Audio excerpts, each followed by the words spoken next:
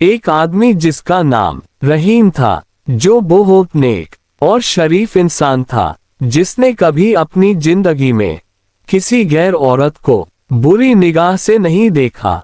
उस आदमी के घर की हालत बहुत खराब हो गई थी। नौबत यहाँ तक पहुँच गई कि घर में फाके हो गए। उस आदमी की एक जवान बेटी थी। जब फाके हद से बढ़ गए तो वो लड़की अपने छोटे बहन भाई की हालत देखकर बहुत परेशान होने लगी। उसके दिमाग में तरह तरह के सवाल उठने लगे। उसने सोचा कि क्यों ना मैं घर से निकलकर किसी काम की तलाश करूं, जिससे मैं अपने घर वालों का पेट भर सकूं।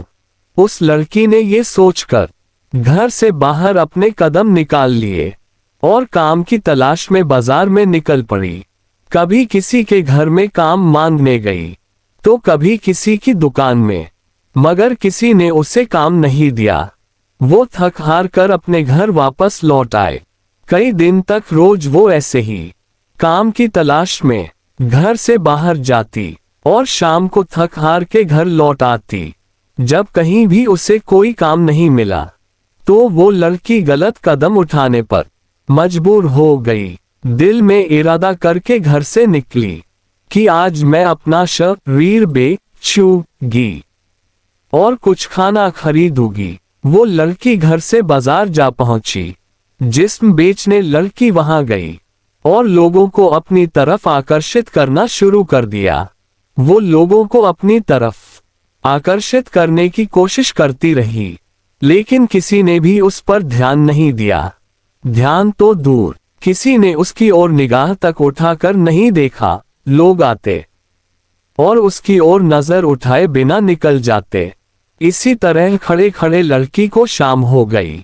वो परेशान होकर घर की ओर कदम बढ़ाने लग गई। जब घर पहुंची तो अपने वालिद को परेशानी में देखा। दरवाजे पर बाप ने बेटी को देखा और पूछा, बेटी कहाँ गई थी? लड़की अपने वालिद की बात सुनकर उनके पैरों में गिरकर रोने लगी और माफी मांगने लगी, और फिर रो रो कर सारा माजरा बयान किया कि अब्बा हुजूर, मुझसे अपने भूख से बिलखते हुए भाई बहन की हालत देखी नहीं गई और मैं मजबूर होकर जिस्म बेचने गई थी, लेकिन एक भी आदमी ने भी मेरी तरफ नजर तक उठाकर नहीं देखा।